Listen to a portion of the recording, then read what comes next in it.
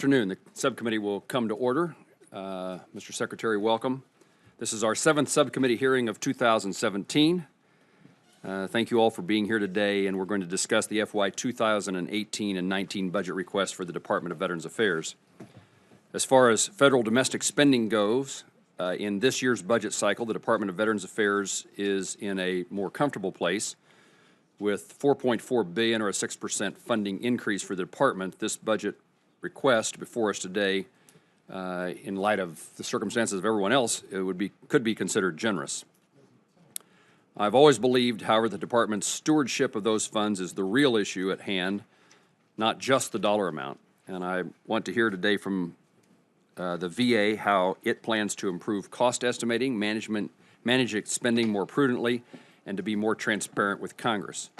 Most of us are aware there is a question before this subcommittee and the Oversight Committee, of which I'm also a member, the Senate Veterans Affairs Committee, about additional needs for this year, FY 17, and next year, FY 18, in community care discretionary spending and the Veterans Choice Program, which is mandatory spending. I hope progress is being made on the authorizing side on this problem as we speak. Efforts are underway, but I want to hear from you today, Mr. Secretary, how we can help avoid situations where you don't have the funds needed to provide the care that veterans expect. I hope today's hearing will cover all aspects of the VA, and I urge my colleagues to leave no stone unturned. We will look forward to hearing about the very recent decision on the electronic health record system, a decision, Mr. Secretary, that I commend you for making. Your plans to decrease veteran suicide and protect veterans from overprescription of opioids, how we can be of help in increasing access to care through increasing internal VA care and improving care in the community, especially in my world for rural veterans, and also interested in hearing about your increased efforts in regard to telemedicine. In your efforts also, Mr. Secretary, it would be good to hear about the appeals backlog and modernizing the disability claims appeal process. As I've mentioned to you before at our last hearing, Mr. Secretary, and in all of our personal conversations, I hope you take the opportunity today to talk about the needs and constraints you have financially, as well as all the needs and constraints you have statutorily, and your openness today will help us best help you and the veterans that we all desire to serve. Let me introduce the panel. The panel is the Honorable David J. Shulkin, M.D., the Secretary of the Department of Veterans Affairs. He's accompanied today by Poonam Alige, M.D., the Acting Undersecretary for Health at the Veterans Health Administration, Mr. Thomas J. Murphy, the Acting Undersecretary for Benefits at the Veterans Benefit Administration, and Ronald E. Walters, the Interim Undersecretary for Memorial Affairs at the National Cemetery Administration. Welcome to all of you. There's a number of other VA experts in the room as well, and we're delighted to have them, and we look forward to whatever expertise they can provide you, Mr. Secretary, and us as we discuss these issues. I now recognize my colleague and friend, the Senator from Hawaii, for his opening remarks. Secretary, thank you very much. It seems like we've had these conversations in a couple of settings numerous times over the last several weeks, and I appreciate your testimony today. I appreciate it in the VA committee, and I appreciate the conversations that we've had.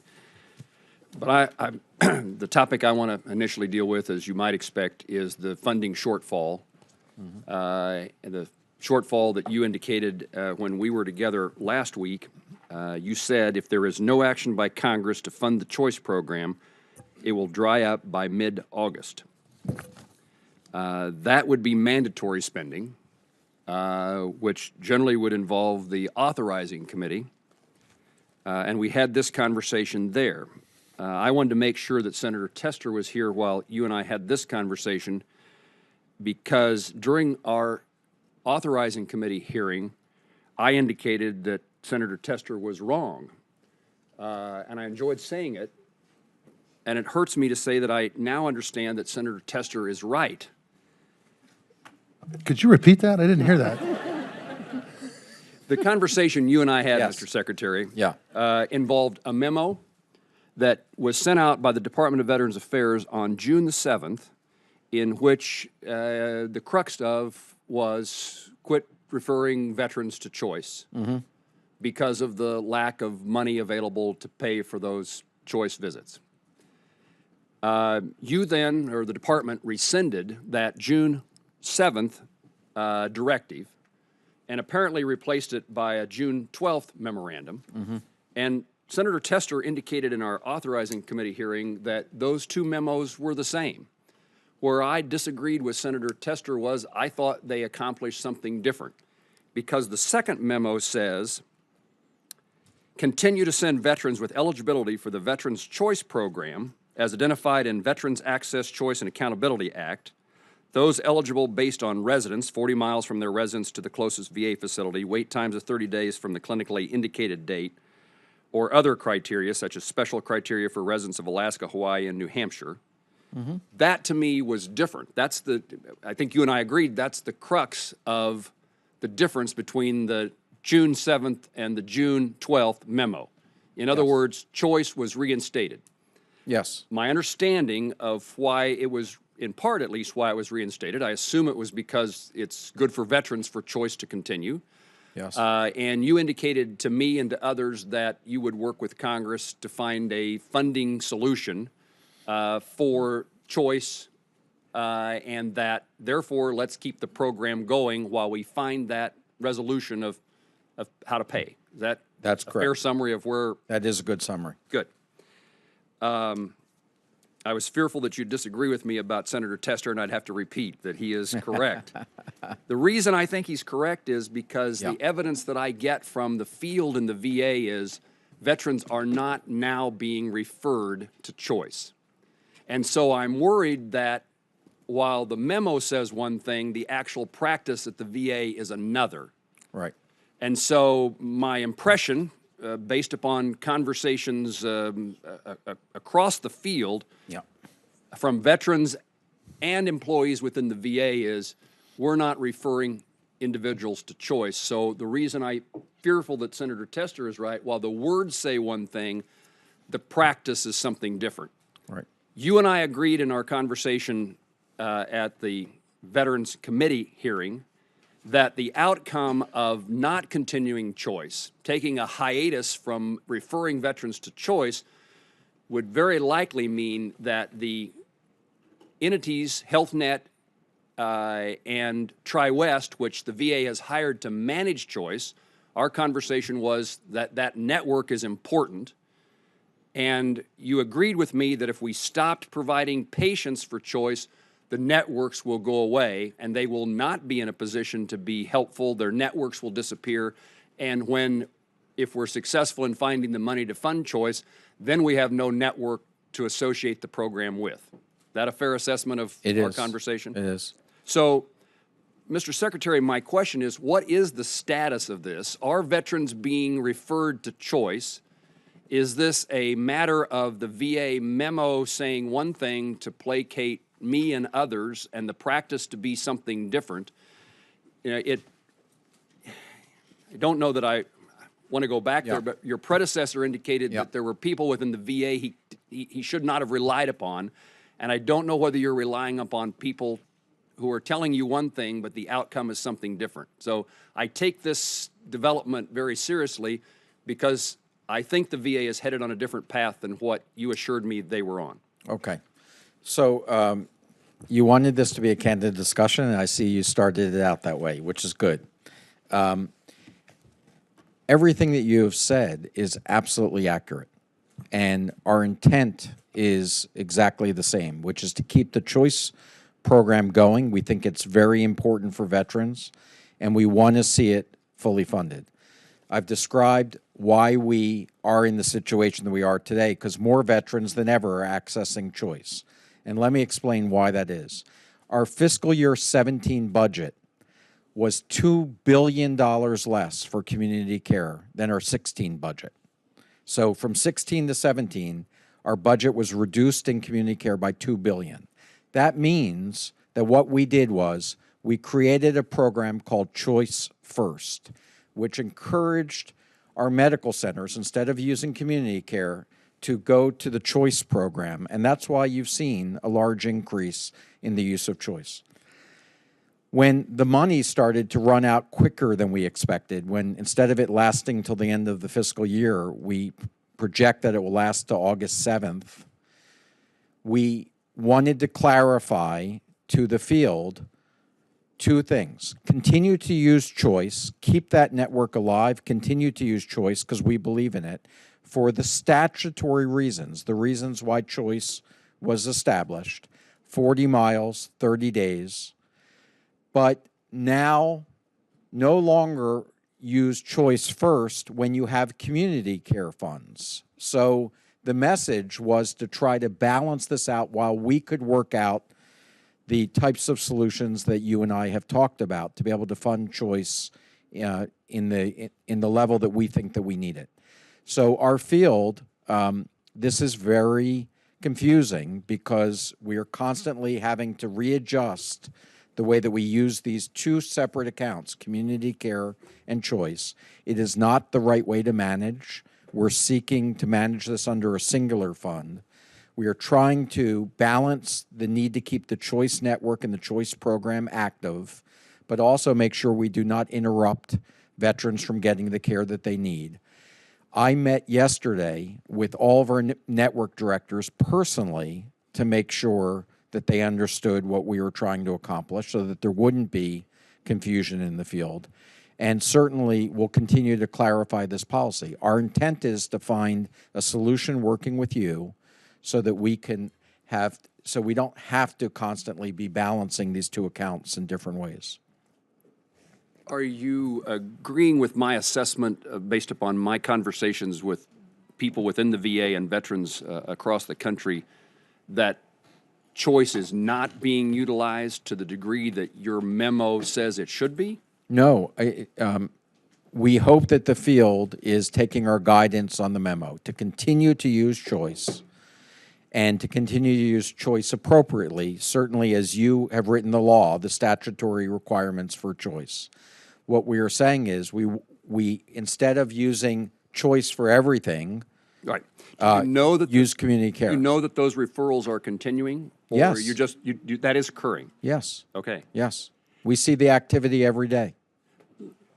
My time is well expired, but let me ask this follow-up question. So where are you in the more, Senator Schatz indicated that money available to the end of the fiscal year, we think it's actually mid-August. When we extended the Choice Act, we thought it was January.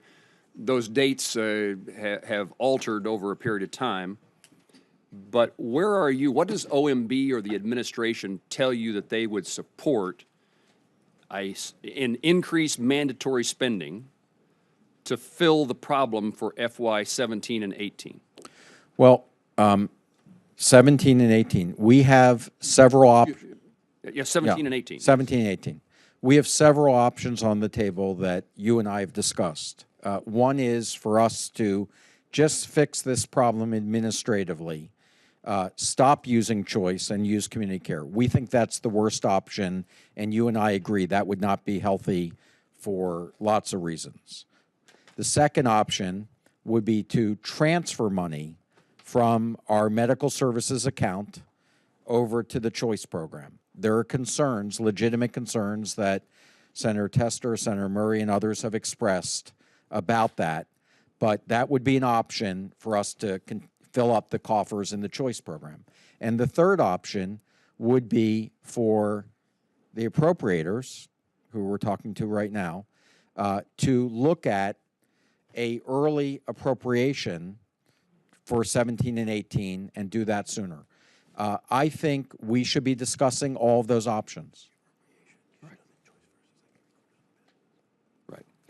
What I'm being reminded, and what I think is true, the appropriators are responsible for discretionary spending, but you need mandatory money if you're going to keep the choice program alive. I'm sorry, in the mandatory fund, a authorization of the choice program, 17-18. Thank you for that correction. And all of those are options. I think they all have advantages and disadvantages. We'd like to work with Congress to make sure that we're picking the right choice between those options.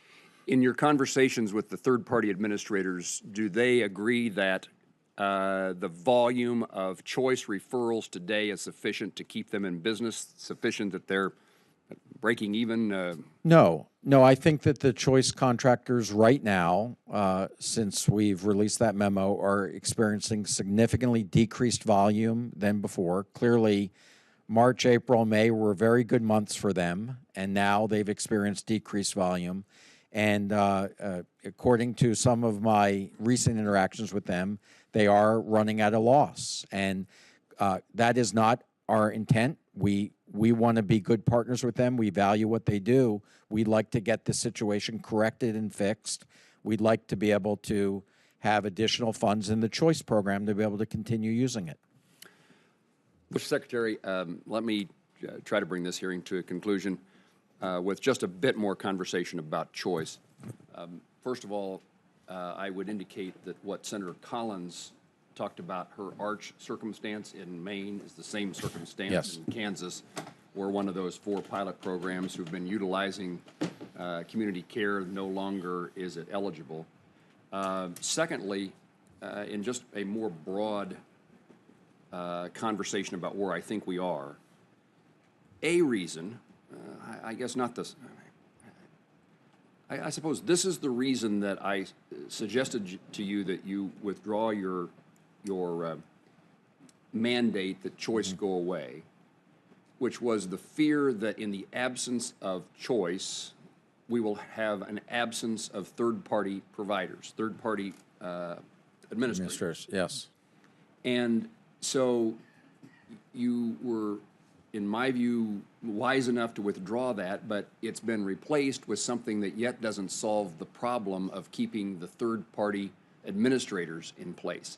I don't know what the time frame is that they will continue or can continue to operate, but I know, based upon what you said, they're losing money. Yes. And there is at least a rumor that they're in the process of notifying their employees that their employment may come to an end. And so, you know, primarily what we're here about is veterans. So I'm not here on behalf of the third-party administrators, but in their absence, I don't know how we have a choice program that works for veterans. Your response to the senator from North Dakota about community-based care was we're gonna pursue this in long-term reauthorization of choice.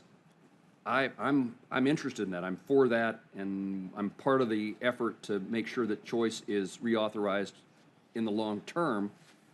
But I'm worried that we're not going to have anything in place. We'll be starting from scratch, and choice will disappear. So, Well, I think we all agree if we act quickly, and I want to be part of the solution. I know you do too. I truly thank you for raising this to the type of urgency to resolve this as it deserves, and you were the first one to reach out and say that this needs to be resolved. We need to do this quickly because I do not want to see the third-party administrators take their networks down. But more importantly, and I know you agree with this, we do not want to see veterans at all impacted by our inability to manage budgets. This is not the veterans' fault. This is the fact that we have financial systems that are very difficult to maneuver and to get correct in these last couple months of the budget year.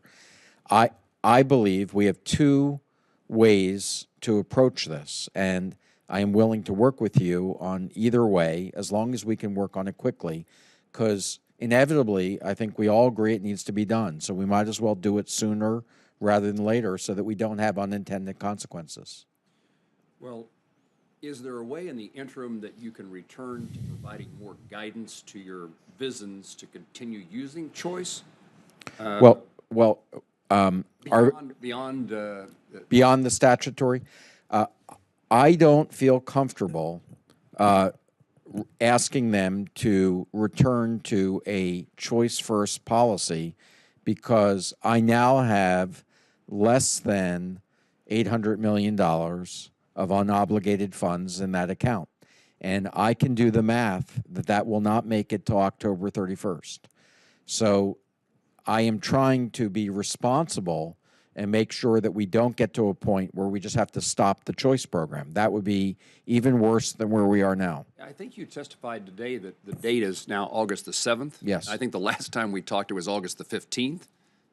August 7th, August 15th. I wish I could be that precise that it mattered. I mean, it's mid-August. You've not some new fact or something. No. In It's fact, still in the same ballpark. by us slowing down choice authorizations, we're actually be going- extending it. So that I did not mean to shorten it on you. It probably is actually longer than when we had talked about. But it doesn't reach till October 31st, and September 30th, so we do need to do something different. So what's missing in getting this resolved when you and I say, I want to work with you, and you say you want to work with me? What isn't happening that moves this process to a quick resolution? I would say to you that if you and your colleagues have a preferred path to go down, we'd like to work with you on that. And you've had that conversation with the leadership of the authorizing committee? Yes, Okay. I have. And is there something that we could assure ourselves that if we go down that path, that the administration, OMB, the White House would say, we support that effort? Yes, we are in discussions with OMB. I had breakfast with the chairman of the authorizing committee this morning, and he is certainly supportive of resolving this. And we are in discussions with OMB and the administration, making sure that they understand where our discussions are. I think all of us, all the way up to the president, want to see this resolved. But the administration has not chosen one of those options or another one that we've not talked about. No. Okay. Mr. Secretary, it's always my practice to give you or any of your team the opportunity to tell us anything that we didn't ask you or didn't talk about, or you want to modify, correct, and improve my understanding. I think we're all ready to go home. You indicated this could be a long hearing with the two of us Yes. having a conversation. I think almost every member of the subcommittee was here. It demonstrates the importance of the Department of Veterans Affairs to our constituents and to our country. And it indicates a significant interest in your success in leading the Department of Veterans Affairs. We want you to succeed, and we want to help you accomplish that. No, the only thing I would like to add, besides thanking you for those last comments, is that one thing that I think that veterans across the country appreciate, and certainly we do at VA, is the bipartisan nature in which issues with veterans are approached. And we know increasingly how difficult that is in the environment, but when it comes to VA, we have seen you act in a singular fashion in veterans' interests, and we hope and believe that's really important to continue. In my time in Congress, those arenas in which that bipartisanship still exists and works well has diminished. It used to be a larger array of areas. Yes. We certainly would not want to lose that in this setting. Thank you. Again, I appreciate you being here, and I, again, look forward to working with you on issues of concern for our veterans and our country.